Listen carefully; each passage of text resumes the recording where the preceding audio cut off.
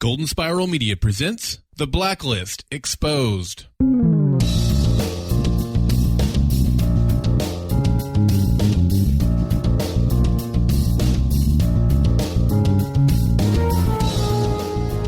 I'm a bit unprepared tonight as I was taking Chinese papier-mâché classes. Welcome to The Blacklist Exposed. I am Agent Troy Heinrichs. And I'm Agent Aaron Peterson, and like Red, I would die for 5 minutes with Agent Navabi. Thanks for joining us this week as we discuss number 87 on the Blacklist, Kwon Zhang, which aired April 30th, 2015, was written by J.R. Orsi and Lucas Reeder, and directed by Karen Gaviola. Show notes and other intel for this episode of The Blacklist Exposed can be found at goldenspiralmedia.com/theblacklist. We asked you last week to answer our profiling question of the week. Is Tom playing Liz yet again? And on Twitter, at Lizzy Sees Red, said, Tom is playing Liz. I like him as the bad guy. Well, of course you do, because he wears sexy tank tops and fights with hairy men in bathroom stalls. Or no shirts at all. Exactly. At TNT 5683 said, no. Red tried to defend him to Liz. It seemed at the end of Leonard Call. Seems to be trying to be a good guy, and Red sees it too. I don't know about that one. Wishy-washy. I say that because he's Tom. Yeah.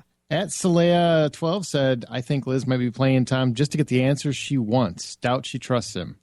I don't know if you noticed, but she showed up at his door all rain-soaked. So I hope you're right, because I hope she's playing him. At Sana Snow said, if he's playing her, he's kind of bad at it.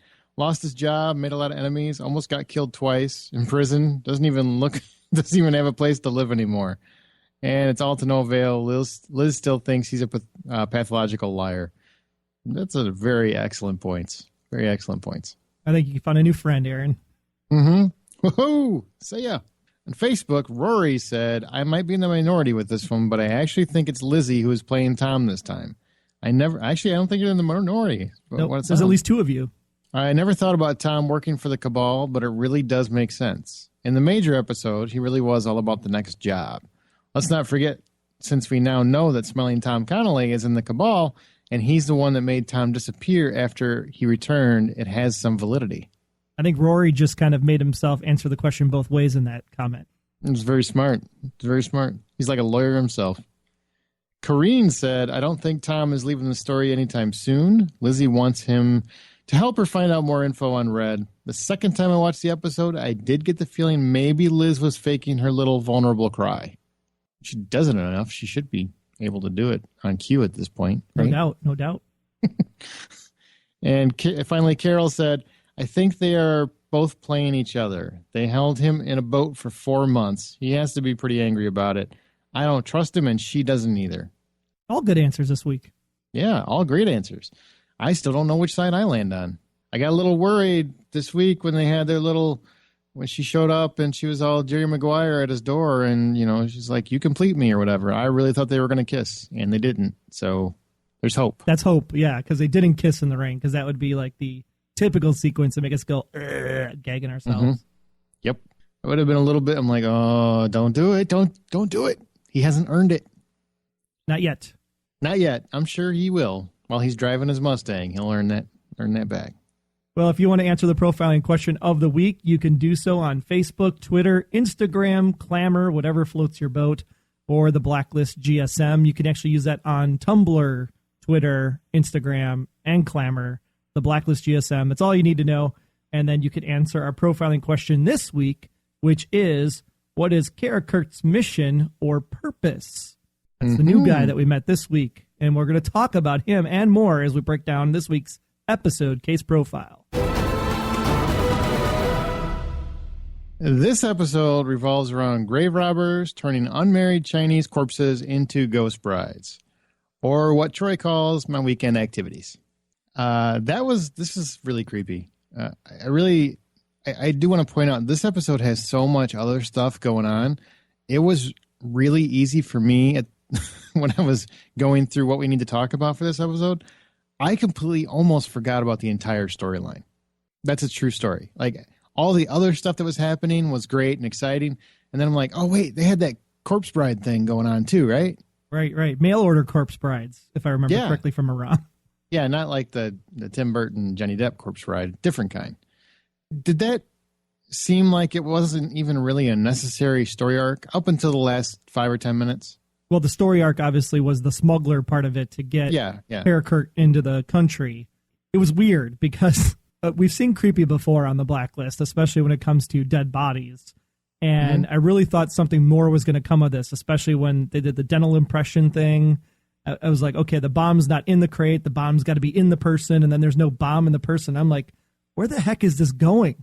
What's the purpose of these women? And then you find the paper mache dolls that I did a really bad job on in my class. I was like, okay, this is just weird. Weird. That's all I could say. Weird.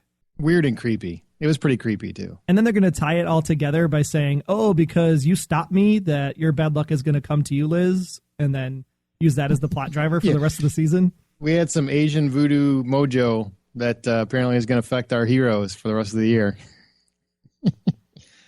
I gotta be perfectly. I love this episode. Okay, I really had a great time with this episode. I was enthralled throughout. The corpse bride thing. It just felt like it was actually more of like a subplot. It really, for me, didn't impact the episode at all, except for the smuggler storyline at the very end. You could call it a subterranean plot. I guess you could. I wouldn't, but you could. Sure. Did you get anything else out? I mean, it didn't feel like a normal Blacklist episode. It kind of felt like, well, we've got this other stuff we have to do because we've got 2 episodes until we get to the finale. I think it did a good job of what it's supposed to do, which was set up the next 2 episodes. It gave us the purpose of the driver for potentially next week as we see the guy wake up in the case, in the casket at the end. I think it sets up a sense of fear for the good guys, which we didn't get at the end of season 1. Season 1, it was just, oh, crap, they're in danger. Now we have a sense of like, ooh, something bad's going to happen, and we should keep an eye on that. For its purpose, I think it did its job. But at the same time, the one thing that was nice about it is that it was back to a creepy blacklister. We got some red story time again. And from that intents purposes, it was like a season 1 episode of the Blacklist. But then there was so much of the answer stuff that came out in just that one conversation that it kind of took away from the creepy blacklister. Yeah, it was almost like, I mean, I get they had to do it because they had to get to that point where we introduce Karakurt. I hope we're saying that right. I believe that's correct. Karakurt. And, in the box, he's obviously Russian because the guy that was talking, hey, comrade, you're here. He's basically a Russian that was talking to him, right? Yep. Okay, so we got that. So obviously we think we're implying that there's a connection between him and Liz, since we find out a little bit about Liz's Russian background. We'll get to in a little bit.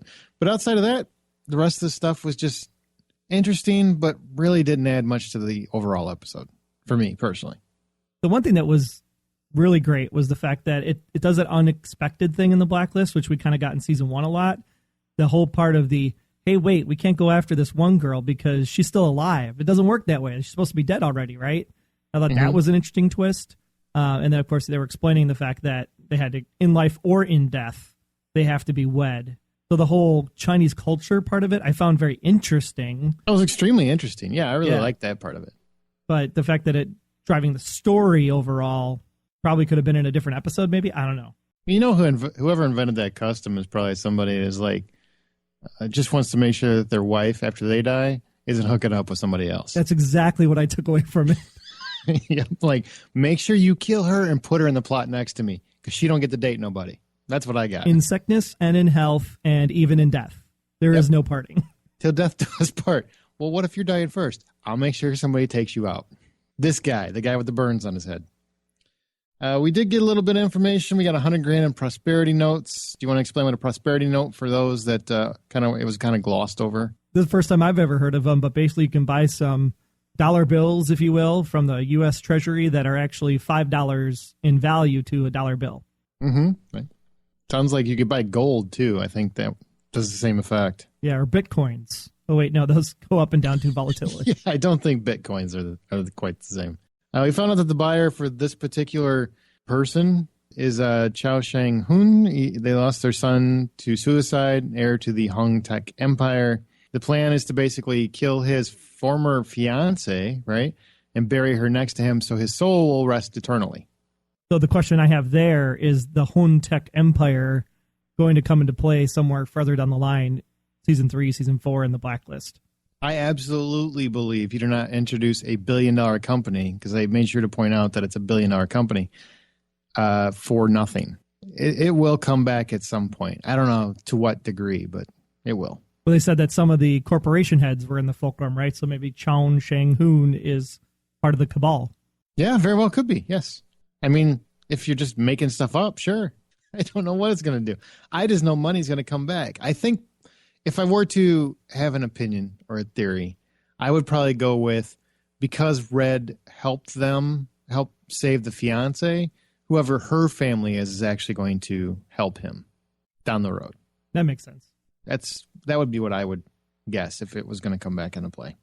But he did it for $100,000 in these prosperity notes, and if it's $5 for every dollar, then technically it's $500,000. So this is 2 weeks in a row with $500,000. What's up with that?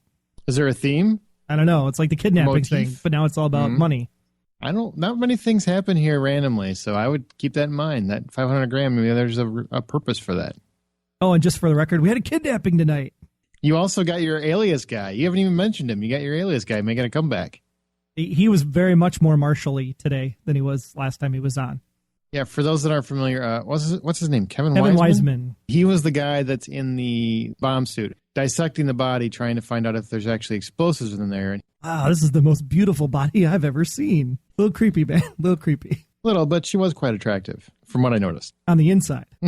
literally on the inside, Troy. All right, well, that's about all I have to talk about with that particular portion of the storyline, because Karakurt will come in later when we talk about characters. Is there anything more on that you want to address? What about the creepy guy? What was his name? Yeah, so for those that aren't aware, or if you missed it right at the end when they were interrogating him, Kwon Zhang was the guy who had the burn marks on his head. So he was the blacklister, the smuggler. Sounds good. That's about all we got out of him, too. We basically got an hour worth of show, and about 10 minutes of that had to do with Kwon Zhang. And I was glad that they explained the fire about his brother and everything, because when I saw the burn marks at first, I was like, this guy's going to be involved with the fire with Red and Liz and the parents and all that jazz. And then he's like, oh, nope, it was a different fire. And I was like, dang it. Well, how do you know it's technically a different fire? Maybe his brother was involved in that same fire. Oh, maybe he was adopted or something? No, you don't know. I mean, he's up there. He's at least 40s, 50s, right? I mean, he's not like 20 or 30, so he could have been there. That's true. He could have been there. Mm-hmm. And his brother, don't rule stuff out just because it didn't jump out at you. Okay. He's got a pretty pronounced burn head. I mean, he's almost Freddy Krueger on the back. So I'm thinking there might be something more to that. Keep it in mind. If he wears a striped sweater, then I'm definitely not going to sleep next to whoever gets buried next to me. It's true. All right, let's go into characters, okay? That's where most of the excitement from this episode has come from. Aram, he's the one that finds the prosperity notes, and he figures it out about that there's different teeth, that veneers have been added because they need to pretty him up before they put him in the ground. I don't quite understand that aspect of what that has to do with the soul, but I'm also not Asian, so I'm sure it's some kind of a custom that I'm not familiar with, and the show didn't have time to go into too detailed. But at least the dead body has really pretty teeth. That's important. He's pretty much just like Clue Guy per usual. No sexy time with Samar, unfortunately. She got plenty of her own. Yeah, she did. I wonder if the two of them, if it matters that they were kind of together and not together. I wonder if that'll come into play maybe in the finale. But we've seen it kind of go away from that storyline again. Oh, it'll come back. It'll come back. It just didn't have a purpose here. Honestly, there wasn't enough time. They had so much they had to get through in this episode. Yeah, I had to put on the closed captioning tonight to make sure I read it fast enough. Yeah. And suffering a lot more than Aram is wrestler. This poor guy has got less dialogue than Aram and basically just hangs around, throws a few clues out, and then I don't see him again for the rest of the episode. I have to say that I'm actually thankful this season that my liver has actually benefited from wrestler not getting punched in the face all the time. Because we haven't been able to play the drinking game at all in season 2. But I kind of missed the drinking game. I want to see wrestler get punched up a little bit. A little bit. I think the finale is coming, man. The finale is coming. So he will get punched in the face, I am sure, before the season is out. Okay. Just for you. I'm hoping they're writing it right now. Dembe, a really important piece of information. I really thought that, Well, two things. I kind of thought Red was going to come back at him over the whole letting Liz in his apartment or leading him to the apartment. But he didn't seem to have an issue with Dembe. And also he knew he acknowledged that Dembe wanted Liz to discover secrets. What do you take from that? I'm still trying to figure out if that was really his place or if it was still a staged place, like Amy from California said last week on the voicemail. Mm-hmm. Because at the end of the episode, it looked like he was sitting in a different place with the same picture. So that's the part I still can't figure out, is if it was really a sanctuary or if it was truly just a setup place. Because then he had the camera, so he was going to figure it out anyway. We knew that she was being watched the entire time she was in there. Right. And then, of course, the apartment was registered to Mr. Kershaw. Mm-hmm. Bill Kershaw. Bill Kershaw. Bill Kershaw. Yep. So, yeah, I was actually shocked it went quickly to that point of, I mean, Red just addressed it with her directly. It's like, hey, so you're at the apartment. Did you find any secrets, Liz? Did you? Did you? Huh? Did you? I don't think it was quite like that, but it's similar, yes. But yeah, I was just shocked that it was, like you said, right? Get small answers quickly, and that was pretty darn quickly. That's the argument I keep having with people. I've had this argument, I don't know how many times at this point. Fans are passionate. People don't listen to podcasts, and they don't get on message boards over and over and over on the same show unless they're passionate. So I always respect a passionate fan. Some people get frustrated with, people that are adamant about or love their show and talk about it too much. Never do, because passionate fans are the reason we have shows like this that exist. But every time I have this discussion with somebody where they tell me, Aaron, the thing that drives me nuts about Blacklist is I don't get any answers.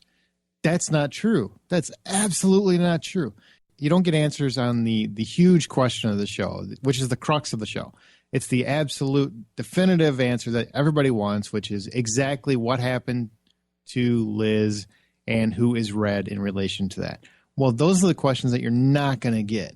You're going to get little pieces and whatnot. But all the other stuff, you get answers every week. I absolutely can go back and show proof after proof after proof where an episode introduced a question one week and it's answered one or two episodes later. It is not lost. It's just not. But I get that a lot. And especially because of doing this show, people will hit me up on Twitter or Facebook or send me instant messages and say that. And I'm just like, I just don't agree with you, man. Do you disagree with me? I mean, I think we get them pretty consistently. I was really shocked that we got the photo last week. And then this week, he's just like, dude, yeah, it's your mom. Mm-hmm. I was like, wow, that was quick. Because on a normal serialized / mythology show, it's like 6 years before that picture gets addressed again. and nobody knows. And the fact that everybody was talking about it all week long and then we got an answer the following week, I think shows you that they are trying to not drag some things out. Which I think, again, proves the whole Red doesn't lie, because he was just like point blank, yep, that's your mom. Yep, that's you on the swing. Let's come back to that, because that's part of the character. We'll get to that, because we've got a whole thing we're going to talk about with the information from that picture. Back to Dembe. Red didn't seem upset with Dembe at all. So you think he's clear? Like he just loves him so much. He's like, no, you meant well. Absolutely, because then he totally said, hey, we're going to do this cool switcheroo thing, and I need your help with it. So make sure that you're on my side, okay? Mm-hmm. Because I need you to torture this guy when we get him back to the house. Nice house, by the way. That was a great house. I really like the scene where you've got Dembe leading Red through his physical therapy, while Red is also reciting how Dembe just basically bombed a yacht. I thought that was great, because I'm like, we've got Red basically hoddling along, bitching about therapy. And then he's just telling that story, and he's just like, make sure you go in there, and then you blow this yacht up, because it's going to make everything come back in our favor. Yeah, I almost use it as my opening for the show. Like, hey, Aaron, you should have left me in Vegas to die, because I didn't know there was going to be this much walking involved. It was great. It was a great moment, because I loved Dembe's little hat. He was on a little mission, and then all of a sudden he's blowing up a yacht. Don't quite know how he got out of there, but I assume he just wasn't on the boat when it blew up. Same way they got off of the factory after the Super Bowl. Mm-hmm. Yeah. Magic. I like that, though. I like that you see a little bit more of the intricacies into which Dembe works for Red, like his detail, what he does. Because I think we usually just see him standing behind Red looking ominous. And it's nice to see him in play every now and again. Samar, she duped me. Bull. I swear, Bull. I really thought she... I am shocked. So am I, I am man. shocked. You fell for that? I was so ashamed of myself when it was over. I can't do the show anymore. You're like yelling at me for not picking up on this stuff last week. Man, he got shot in the shoulder. The minute he got shot in the shoulder, you're like, nope, she's in on it. He's good. Well, I knew she wasn't going to kill him because I knew if she flipped, she would have killed him. Listen, pal, I was very tired. I've had a very busy week, so I was watching it with my wife. We both kind of fell for it, and like, oh no, she flipped on Red. Oh, and then as soon as it came back and she's in the car, and I could see her leading him down that path, and I'm like, oh, rookie TV mistake, Peterson. Your card You has should have been known better. voided. I was ashamed. Man. She's just that good, Troy. That's really what it boils down to. He was trained by Mossad. Mm-hmm. They're awesome. I felt so stupid. Oh, and people were yelling at me, and they're like, how did you fall for that? Shut up. Stop judging me. Stop it. Other people did too, I promise you. But I was. So you weren't, I take it? I was not duped during my 10 minutes being ridden by Navabi. Best line this season, as far as I'm concerned. No, Petty Officer was way better than that one. I don't know, man. It's a close second, though. It's a close second. I'm a really big Samar fan, so it works for me. I liked it. So what did you think about him calling her in as a favor to help interrogate? Oh, it's brilliant. Because we've been saying all along, like, what's the point of her being on the show anymore? Because the whole situation with her brother was resolved. So now here's her purpose. She's the interrogator. She's the person that comes in. I'm trying not to say alias. I was like, it's like that guy they brought in Alias down in that room in the basement at SD6. I'm trying not to say alias as I say alias one more time. But no, yeah, she'll be the one that gets stuff out of people one way or the other. And I love the fact that she didn't have to go to the torture route; that she was able to do it more with her mind. That was pretty brilliant, actually. Oh, it was well played, and obviously it worked well on me because I am dumb. Dumb. I'm still kicking my own ass over that. I really am. Admitting you have a problem is the first step. God, I should have known it. And as soon as I realized it, too, I'm like, oh, you idiot. How did you fall for that? I've seen this in TV shows about 4,000 times, and I still fell for it. Cooper. I was actually very proud of him. He tried to take the high road yet again and was smacked down yet again. By his wife. This time by his own wife. He got smacked in the head from behind by his own wife. Did you see that coming? No, I did not see that coming at all. That one I was kind of blindsided by, and I have to sit there and go, because of the show, did she do it because she wants him to stay in the trial because she loves him, or did she do it because she wants to win favors for something down the road?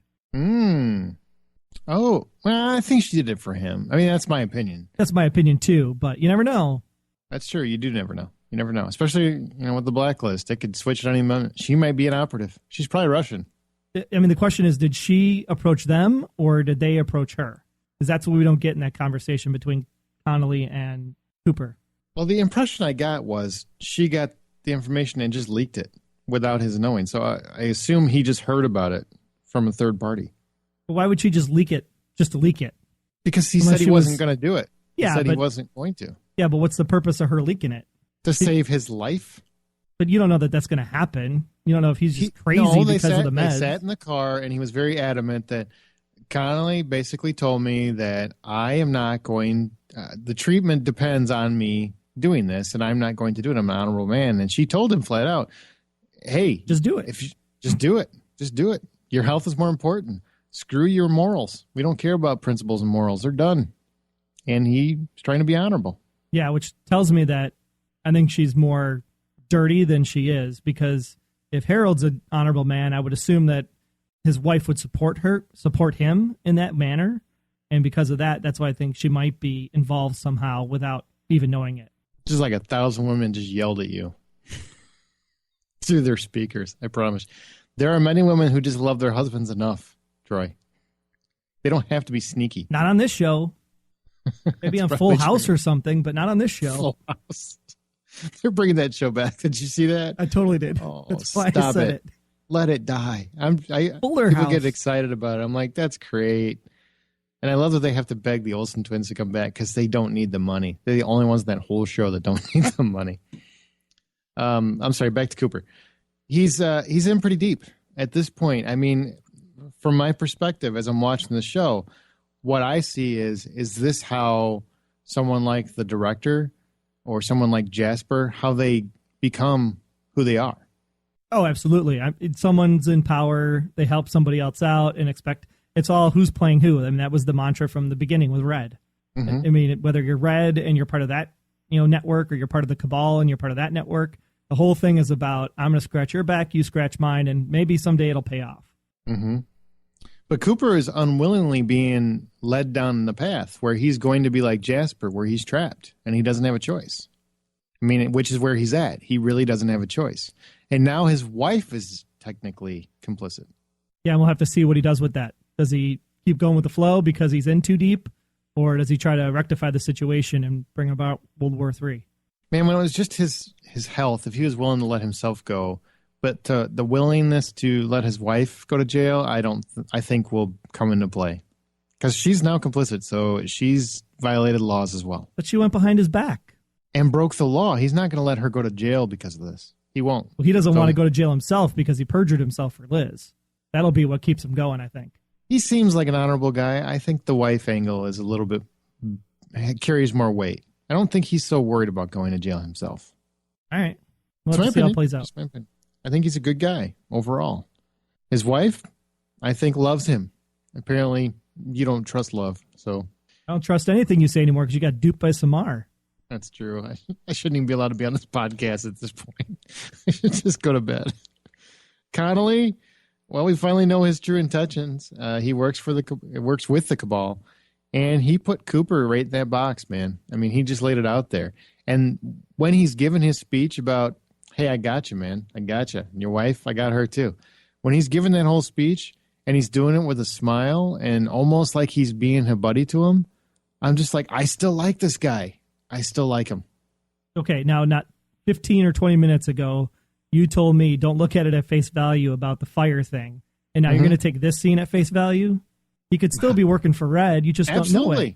Absolutely. But from what we've seen so far, it looks like he's laid his cards on the table. Like, I work for the Cabal, because he did imply that directly. He didn't actually say it, but he implied it. Yeah, he says, I works with the Cabal. Doesn't mean that he works for the Cabal. I agree. I do think he works for Red. You said true intentions. You don't know those are his true intentions. That's what he has to do to keep up face, especially where he was, because he's getting sworn in, because there's people watching. All right, Your Honor. Yeah, sure.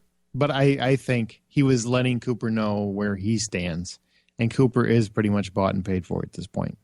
I think the way that Cooper understands the conversation assumes that Cooper's on the wrong side of the coin. But I wonder if he's giving him, like if Tom Connolly's giving that information freely to Cooper to say, look, this is what's really going on, wink, wink. Do what you need to do to get stuff moving because, wink, wink, something's coming. I didn't see any winking. Implied under the table. Okay. All right. So you still are in the theory that I introduced. Yeah. You convinced me of your theory, and now I'm going to die by that theory because I like it. And you just got duped by Samar. So now I'm like... Shut up. I'm not talking to you anymore. Anyway, if he is officially a bad guy and he is really just working for the director and he becomes like a big bad or something, I really like the guy. I think he's doing a phenomenal job on the show. Oh, yeah. I tweeted at Booking Camp last week. He's a really interesting character. I like his angle. I like his delivery. I think they got the right actor to play him. I think it's a really interesting thing to see how he's going to move chess pieces in season 3 now that he's in his new role. Absolutely. In both roles. Big fan of his. Good or bad. If he ends up being the most evil of the evil, I still think he's just a charming guy. He really is. I mean, he could dupe me. I guarantee you he would dupe me. Obviously. I mean, Samar can, but... And now I know why he's called Smiley Tommy Connolly, because he's literally giving... Cooper the 4th degree there. It's like, look, this is what's really going on. You figured they'd be more animated. And he just smiled through the whole conversation. Like, didn't even faze him. He's like, hey, Harold, this is the way it is. Just go Come with on, it. Get on board, buddy. Let's go. You're part of the team, stupid. That's really what I got out of it. Exactly. The director didn't do a whole lot except get a tongue. I cannot believe that a comment that Red made actually played out in real life. That was awesome. When he makes threats, he makes them literally. That's a literal threat because he followed it to the letter. I was waiting for there to be a fork implant on the tongue, though. That would have been great. When he got the box, when he got the package, I kept thinking, I'm like, I wonder if that's Jasper's tongue. And then, I started watching him with my wife, and it's like, oh, they're not going to do that. I mean, that would just show Red is extremely vicious. Turns out, Red would do that. Were you shocked? No, not at all. Really? No, like you just said, Red makes a threat, he keeps his promises. Mm-hmm. He crossed him, he caught him. You're done, dude. Just trying to see if I can catch you by surprise, because I'm still kind of ashamed. So, as we move on. What I want to know is, and again, because we told you guys we're recording this right after the episode aired, the design on the top of the box I thought was quite interesting. I'm going to have to go back and screen cap it or take a look at it a little bit more in detail, because I wondered why that design, why that particular box, if it has any significance or meaning. So if any of you pick up on that, let us know, give us a tweet or drop it in the Facebook group.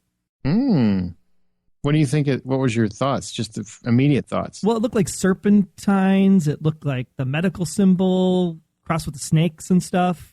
It was very quick because we wanted to get down here to record. Yeah, I don't know. It just seemed really interesting. Like, why that ornate box? Why not just like, something from Tiffany's or something? Okay. I really didn't notice it. I'll be honest. I didn't notice it. I mean, I noticed there was a design, but I didn't really pay much attention to it. Mostly because we were recording right after. So it was kind of like I was looking at the other details. Okay, so Tom. In this week's game of Find a Reason to Bring Tom back on the show, we got him doing a bitching Mustang commercial in character. That was one of the weirdest commercials I think I've ever seen. Like during the show, you have the actor, Ryan Eggold, stating that he plays Tom Keene and why Tom Keene will be driving a brand new Ford Mustang. I thought it was a really, really cool marketing idea, but I don't recall ever seeing that happen before. I don't either. Do you? I remembered he was doing Ford Mustang commercials, I think, in season 1 as well. But not to this like brashness of it. Just like, hey, I'm in character. I'm not in character. I'm in character. I'm not in character. Yeah, it was surreal. It was almost like breaking the fourth wall. I liked it. Totally. Well, in the actual show, though, Keene, he doesn't do a whole lot, but he does help Liz notice that the ring in the picture has the Russian inspection stamp. So that's our first implication that Russia is involved. And he also goes to the bathroom to get some information from some large hairy men that are half naked. And that fight doesn't go very well. Liz has to come in and save his butt. She gets the information basically from that conversation that Red was involved. Right. Bill Kershaw was involved. Well, the thing that was really interesting about the name on the on the sign-in sheet, right? Yeah. Yeah, but the thing that was really interesting about that scene was you go back to the conversation that Liz and Tom had in the apartment where Tom was going to buy a boat, I believe it was, rather than actually help Liz find the person in the databases. He was talking about how Red would strike fear into people to the point where they wouldn't speak. And so when Liz came into the bathroom and put the gun at him, said, hey, who told you to keep that a secret? And he doesn't say anything. You immediately knew right then and there it was Red before she even goes to the book to find Kershaw's name. Oh, absolutely. Absolutely. I'm surprised I could figure that out on my own because apparently I'm an idiot. Right. But I did. No, I was an idiot because I said the same question as Tom. I was like, who the hell's Kershaw?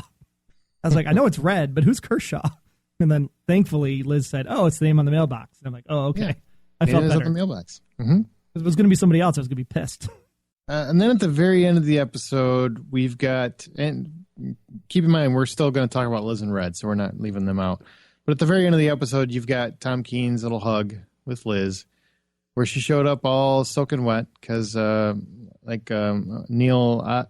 Ottenstein, I hope I said that right. He asked the question, why doesn't she have an umbrella? It's a great question. You have an answer for that? Because she is drenched. Oh, yeah. I mean, it looked like it was a torrential downpour just happening right outside of the building. Walked out of a hurricane right outside of Tom Keene's little hidden apartment. Which, don't get me wrong, I'm not complaining. She's an attractive woman. I'm okay with that. But the implication there is that she went to Tom for solace, for peace of mind. this is the question where I come to you and say, so where do you stand now this week? Do you still think Liz is playing Tom? No, I don't. Well, I don't know. Why do you ask me these hard questions so late at night?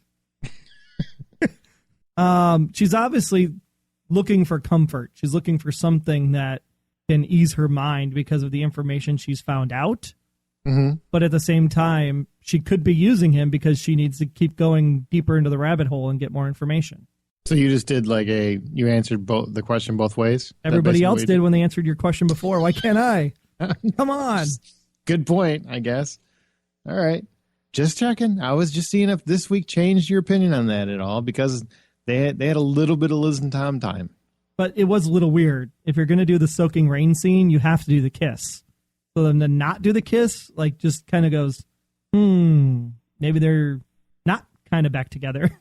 They're just using each other. That was my moment where I thought, I do believe that Liz is playing Tom at this point. Because that was the moment where if she still had hard feelings for him, I think she would have kissed him.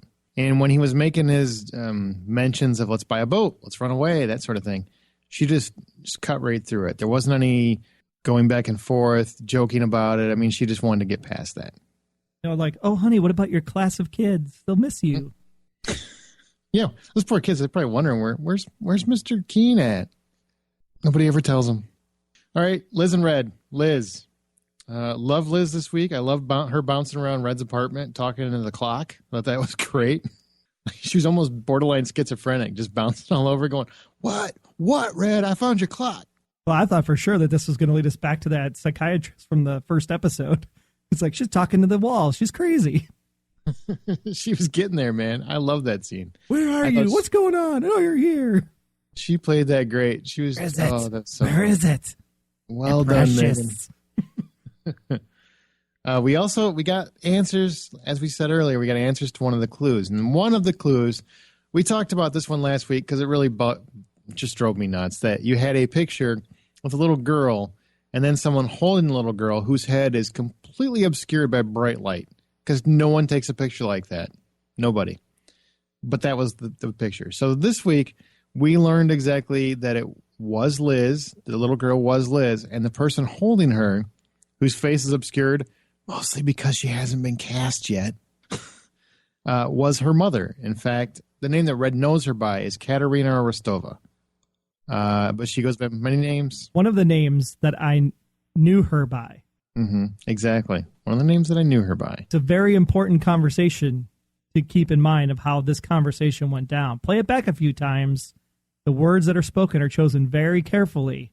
And you can all lynch me later, but everything he said in this conversation can still hold true that he could be Katerina.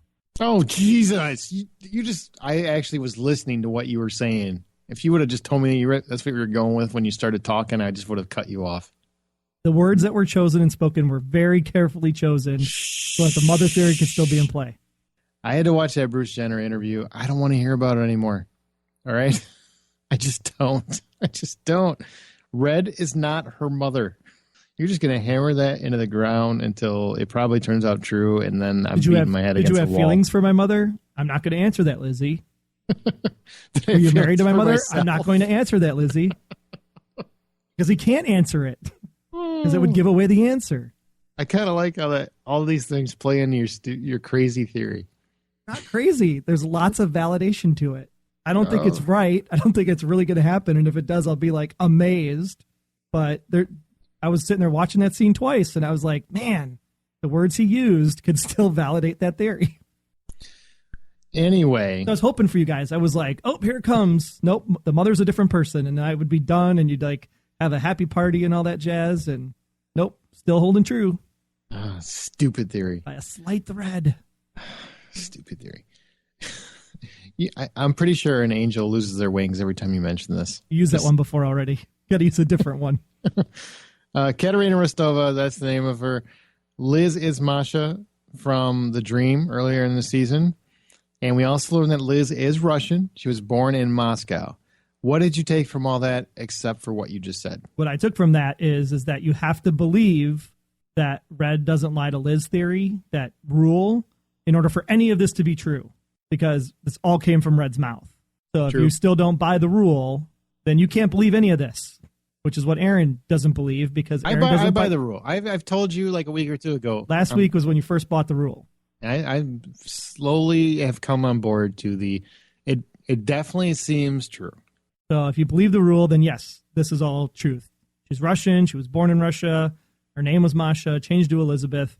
I think how that dream sequence plays out is the very interesting part now, because maybe the man at the door that was saying the fulcrum's the only thing keeping me alive, maybe that's not Red. Maybe that is Liz's dad, and Katerina was the woman at the door, and maybe they were married. And Red was just one of the agents helping Katerina. It could be. Because it still seems like Red worked for the Cabal at some point. He was part of the Cabal and then pissed somebody off. Well, I think there's something to that. I don't know if he ever worked for him, but he worked with them. And there's definitely something there, because otherwise how did he come into contact with the information on the fulcrum to begin with? So definitely that's a factor. Not really sure how, though. And did Jasper, when he was talking to Samar in the car, did Jasper say Leonard Call leaked that information? Leonard Call technically is part of the Cabal? That's what I picked up on that. I think so. I'm not 100% on that one. Okay. I don't want to commit to that, but sure. I will, just to make you feel better. Everybody works for the Cabal somehow, apparently. Everybody's associated with them. They're a pretty big organization. Everybody's a suspect until proven innocent. Everybody is. I thought that was interesting, though, that we learned that she's Russian. And also, not to bring aliens into it, but she's got a Russian mom. Who was a KGB person. Really? Shocker. Really? Called that one. That's a little too close to aliens for my liking. I'm like, wait, wasn't that You said the it plot? 3 times. I only said it once. I'm serious. It is totally like that is Alias. Spoiler alert. And the reason why is because that happened in Alias. Sidney Bristow's mom was a Russian spy that worked for the KGB.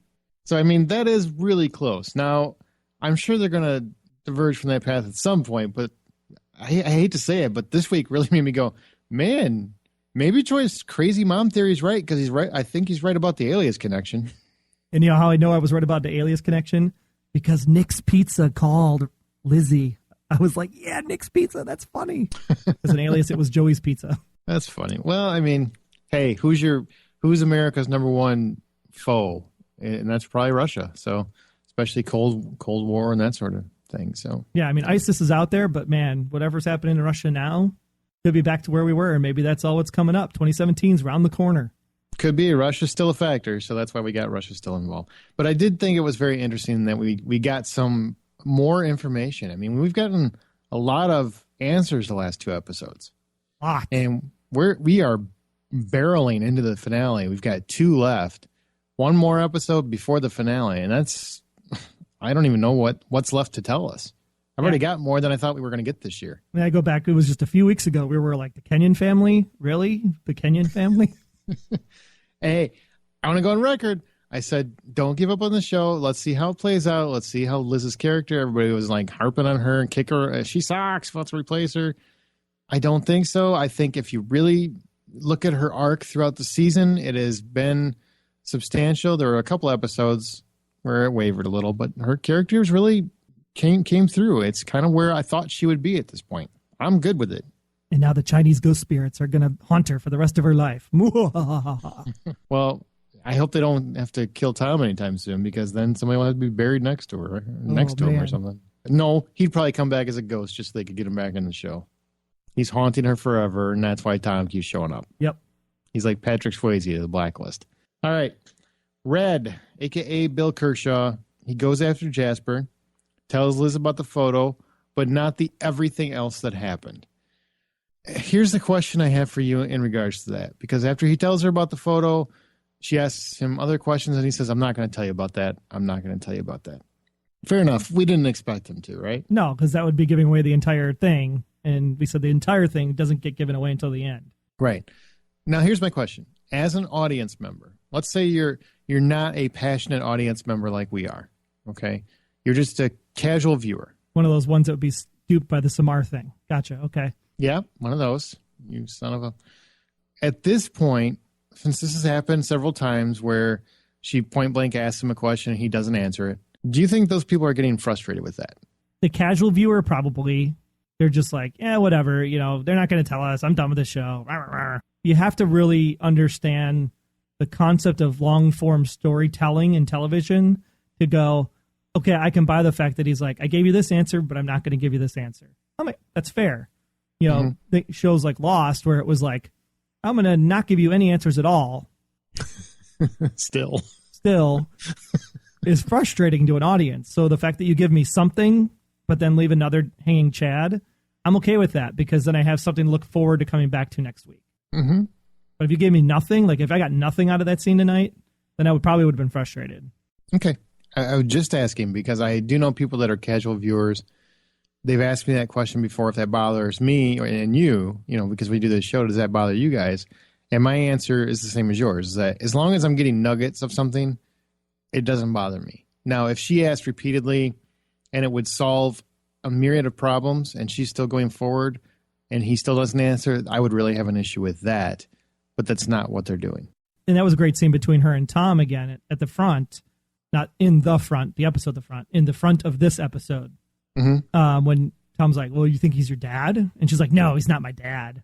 Exactly. That was well. They addressed it very discreetly. She bought in and believed his answer. So moving on, Red is not the father. Mm-hmm. And she firmly is on board with that. But he had some association with her mother. Oh, yeah. And that'll be curious to find out. That was a great scene between Megan and James. They both played it well. I really bought that there's a reason behind his eyes as to why he would not tell her. I don't know they better make, whenever they finally reveal that, it better be a horrific ass story. Seriously. Because it'll be horrific if I'm right. If you're right, it would make sense as to why he can't tell her. She has to find out on her own. That does have some validity, I guess. I really hope it doesn't, but it does. It's just a nugget. Just a nugget. In terms of Red and Jasper and the little Marathon Man story, do you think it's good that he was willing to torture him for this information, and the fact that he basically, I assume, brutally killed him with the post office's knowledge? Because Samar was involved, so the post office knows. Well, right? You're assuming, again, that he was killed. Remember, he's got no tongue.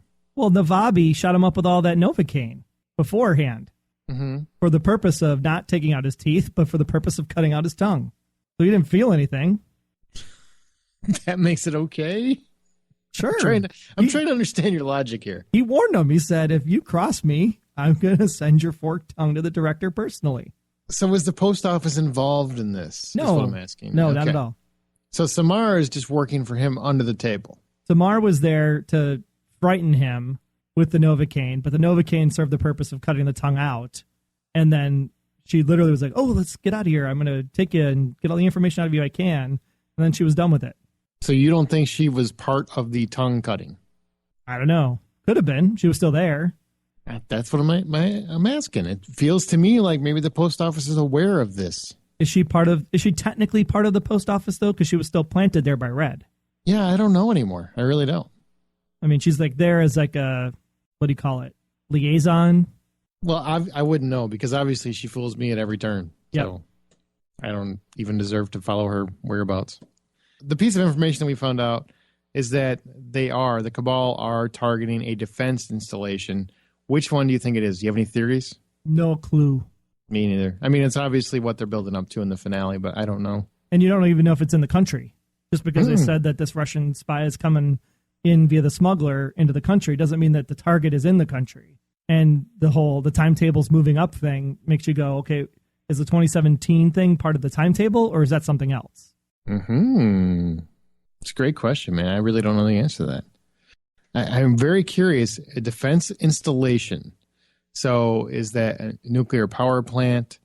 Could it be, I don't know, some kind of a ship in the middle of a sea off the coast of some foreign land? I don't know what it could be, but it should be interesting. Could it be the White House? Yeah, that's a question. What's the definition of defense installation? Like I think the Pentagon. There you go. There's a lot of ways you can interpret that. Yeah.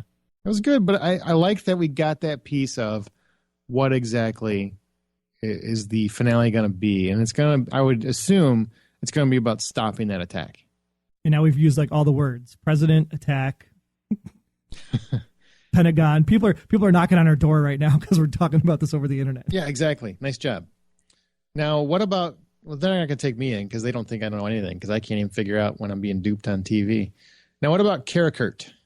So who do you think, I mean, that's the last piece of information. We got this guy being delivered in a coffin, and he's Karakurt. Who do you think this guy is? And I don't watch the previews for next week, so I don't know anything. In fact, you were kind of ruining a little piece of it for me, and I was really bummed about that. I'm like, shut up. I just want to make sure you didn't get caught off guard. That's all. I don't. In fact, somebody put on Facebook, did you see Dembe got shot? Or Samar shoots Dembe in the trailer. I'm like, no, I didn't see that because I don't watch him. But thanks. So you actually knew it was coming, and you were still duped by it. That's even better. Shut up. Let's let it go. Who do you think Karakurt is? He's just a Russian hitman, Russian spy doing a job. You're going to go through all that trouble for a hitman or a spy? Yeah, he's probably some kind of chemical expert. Got to build a bomb, usual stuff. It'll be just like Kwon Zhang. It'll be the side story next week. It's probably somebody that Katarina worked with in the past, and it's just somebody she trusts and all that jazz. You know, usual spy stuff. Nothing important. Move along. Okay. I'm sure we'll find out soon. I'm sure we'll find out next week, most likely, because the show pays off. Damn it. All right. We pretty much covered everything. Can you think of anything else you want to talk about? No, we got 2 story times with Red, with the yacht and the stuff, so we'll talk about that and Red's rhetoric in a little bit. And I think for that, we'll just move on. All right. Well, so Troy was at it again this week, because apparently all he does is find cool things on the internet to play with. So if you are a Tumblr user or an Instagram user, you can now interact with us over there if Facebook and Twitter are not your thing. And we are still looking for those best clamor clips. That's CLAMMR, or even a fun mashup. Just be sure to send us a note with it so we can see what you came up with. Again, that's CLAMMR.com, or go on Tumblr or Instagram. It is the Blacklist GSM. That's the Blacklist GSM, just like Facebook and Twitter. Also, if you haven't yet, head on over to iTunes and let us know who your favorite special agents are with a review. goldenspiralmedia.com/iTunes, or just do it right from the iOS podcast app. And again, your favorite agents would be Troy and I. Right. Yeah. Or Rory or Amy, or even some new callers that we get later on this week. Exactly. Okay, stay tuned. We'll be right back with Special Agent Intel. Right now, let's do Red's Rhetoric. Welcome back to Red's Rhetoric. Yes, story time has returned, but last week we asked you what your favorite scene was, and by a 60-40 margin split, yes, in fact, Red and Dembe will forever be together. So Dembe Red was our big winner last week, but this week we want to focus on another Red and Dembe scene for our first clip, which is the one where he tells him how to blow up Jasper's yacht. Dembe, call Alex and Barton. Book them a flight to Key West. Jasper's yacht is docked at the Admiral's Club Marina of Bonete Romanza. Arrivederci Bella. Barton can pass for Jasper from a distance, go aboard, take her out a mile or two, blow her up. Dembe will make it appear to be a death by misadventure. Tip off Frazier at the Journal and Brenda Short at Holford Capital. Stock and Jasper's conglomerate, Century-View Media, will start hemorrhaging as soon as news of his tragic disappearance goes viral.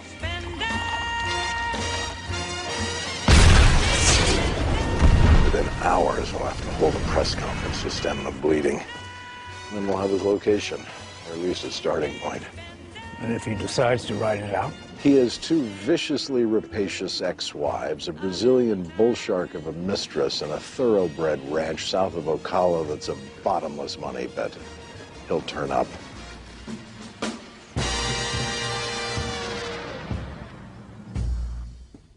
In our second clip this week, we have Red and Jasper going back and forth about how to have good dental hygiene. Oh, God, I can just feel it. The screaming and writhing, the sound of the drill. And of course, Hoffman, delirious with pain, saying anything, true or not, just to the excruciating nightmare. Is it safe? Yes, it's safe. Is it safe? No, it's not safe. You know, he'd say anything. And then that guy comes in, what's his name? With the great teeth and that hair. Anyway, nothing much comes of it. Hoffman doesn't know anything. But what a scene. You rejected my offer because, as it turns out, you're quite satisfied with your station. That's how I know you're one of the primary decision makers. Clearly, you were very much in the loop. You don't understand my loyalty, do you? Because you have nothing in your life worth staying loyal to. William Devane. It was William Devane with those marvelous teeth and that great hair. Oh, I love William Devane. Anyway, that said, dentistry makes me a little queasy, so I'll leave you and my lovely associate to the business at hand. Which one was your favorite this week? Send us a tweet at the Blacklist GSM or drop us a comment on Facebook. You could even clip your favorite on Clamor and make sure you use the hashtag #RedBoat if you like the scene with Dembe blowing up the ship, or use the hashtag #RedDental if you don't like the dentist either. Special Agent Intel. Evan, he had more to add to the president theory from last week. He said, who's to say the president isn't a woman, and who's to say it's not her mom? Oh, snap. Oh, snap. Director knows her. He reports to the president, and what a conflict that would put on Lizzy. Cheers. Evan blew my mind. It's interesting. I like that. Go deeper, right? Don't take it at face value. Exactly. I like it. Hillary's running in 2016, so yeah, woman president, and then it's her. But then the question becomes, was Katerina born in the USA? Because you have to be a U.S.-born citizen to be president and be 35. Not if you're Ted Cruz. Just saying. Just saying. Kim said, I'm just going to say it. I don't think the kid on the swing is Liz. Hey, Kim. You're wrong. Sorry. Sorry, Kim. I feel bad for her because you wrote that in, and she never expected that it would be answered so quickly. But it didn't seem to me that she was upset. It seemed like she recognized something in the photo and was curious about it. It looked like an earlier era than the 80s to me. Also, if Red set the flat up for Liz in this event, everything in it will be placed to trigger a memory for Liz. Maybe this photo did just that. It would also make sense for Red to have Dembe tell her not to let Red know she was there, because then she couldn't ask Red any questions about it that she doesn't want to answer outright. All great theories. It's just, unfortunately, they answered it really quick. So it actually is Liz. But it did trigger a mememory because she remembered Kershaw from the mailbox. Absolutely. And remember, our Golden Sparrow Media line is 1-304-837-2278. And we've got a couple that came in. I mean, you guys are on it. Hey, guys, it's Rory from Jersey calling you again. Had to call in after watching that episode, even though it just ended a few minutes ago. Amazing, powerful stuff. Complete opposite end of the spectrum from last week. Last week, action-packed, intense. This week, got total answers to many questions we've been asking. Now we know Red had her memory wiped. Red knows more than he's letting on. We know she's definitely Russian. Mother was in the KGB. Red was involved somehow with her. Wow. Smiling Tom Connolly, told you, rat bastard, totally outs himself that he works with the cabal to Cooper. Now what does Cooper do? He's got to go to Red. He's got to solve this. I can't wait to hear the podcast. I look forward to hearing what you guys think. Talk to you soon, guys. I like that he said that Cooper has to go to Red for help. It brings their friendship back together. Absolutely. Oh, so maybe he's going to have Red take out smiling Tommy Connolly, huh? Ooh. I don't think so. I think he's too good of a villain / we're not sure yet. And plus, I still think he's working for Red to a degree. I'm a little less convinced this week, though. It's not going to happen this season. That's true. He's too entertaining. They're not going to get rid of him, but I would like to see that Cooper going to Red for help. But have you considered this? Because you were saying that the way he worded things, maybe that was the intent, to put Cooper in a box so he goes to Red and knows Red. Oh. So Red, so basically he's in Red's pocket. Either way, Cooper can't get away. Yep, Cooper screwed. He is screwed unless he can find a way himself. I don't know what that would be.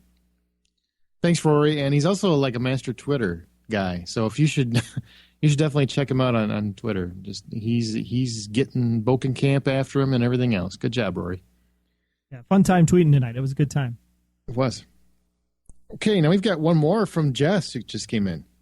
Hey, this is Jess in Atlanta sending in feedback for the Blacklist. Wow. Okay, that was amazing. I just wanted to talk a little bit about my tie-in with the whole Russian theory. And I had this theory probably, I think it was right after or not long after I watched the premiere after the Super Bowl. And Troy can totally back me up on this. But I was speculating that, one, Liz was being called Masha when we first saw that dream sequence, and I was predicting that would be Russian. And so I thought that maybe her parents or one of her parents was going to turn out to be working for the Russians. And I'm not going to lie, I've been watching a lot of The Americans, so I was a little bit influenced by that. But I thought it was likely that they could be some sort of sleeper agent or working for the KGB, and it turns out I was actually right. That doesn't happen very often, so I'm kind of excited. But aside from that, this episode was great, and I'm so excited for what they do at the end of this season. Looks absolutely amazing. Thanks for all your work on the podcast, guys. Talk to you soon. Well, that makes sense now, Aaron. All of your bad luck is happening tonight because all your good luck is going over to Jess. That sounds like it. And that is the clearest voicemail I think I've ever heard. Yeah, it sounds like she could be a podcaster. Yeah, I mean, it sounds like you're out a podcast mic or something, but nice job, Jess. I appreciate that. Good theory. Now, what was she was talking about? You're going to back her up from a few months ago? Oh, yeah. She said Russian. She said Masha was Russian when we thought it was Marsha. Our bad.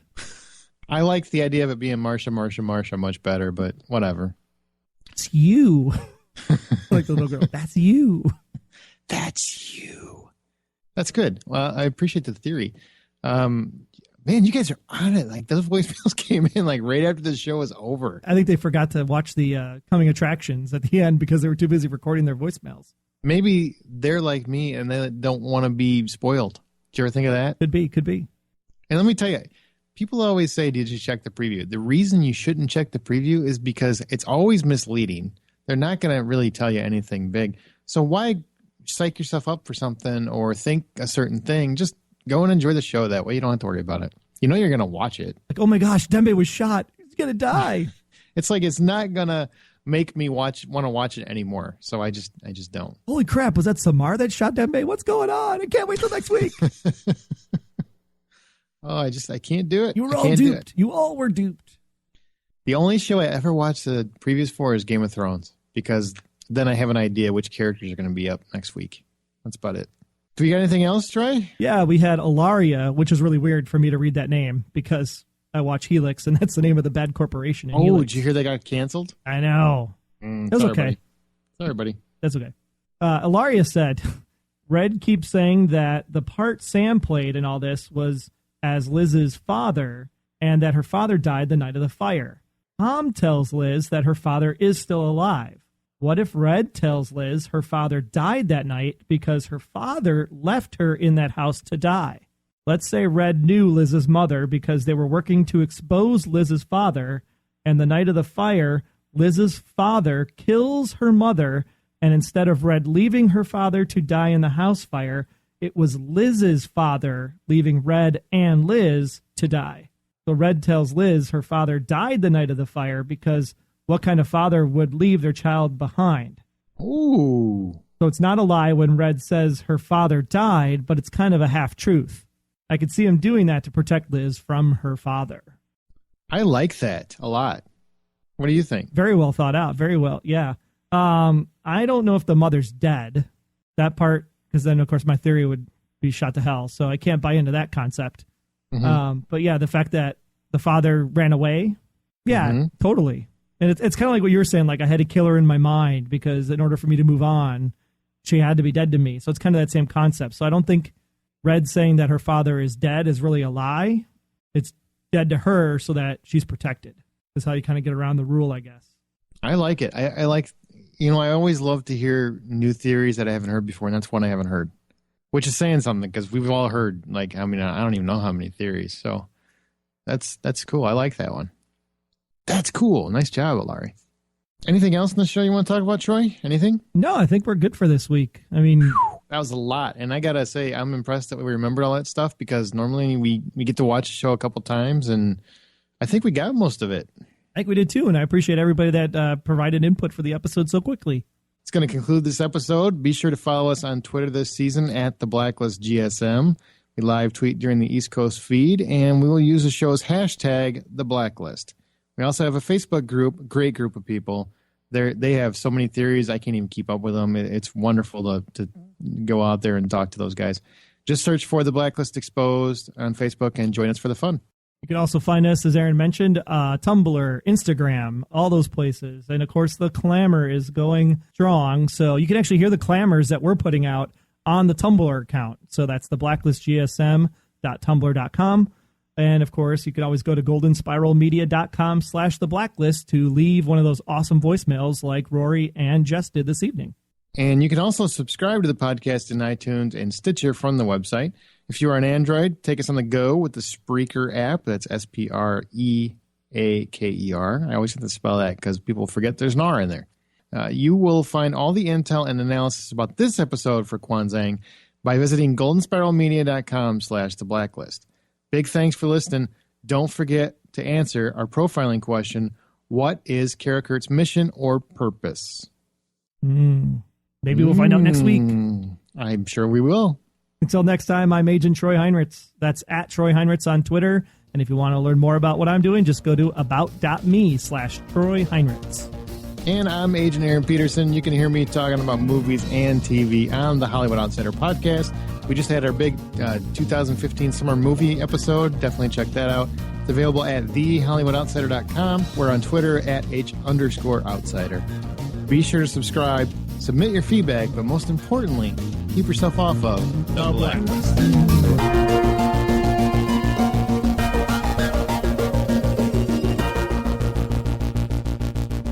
The Blacklist Exposed is a Golden Spiral Media production, copyright 2015. Find more of our great podcasts at goldenspiralmedia.com/podcasts.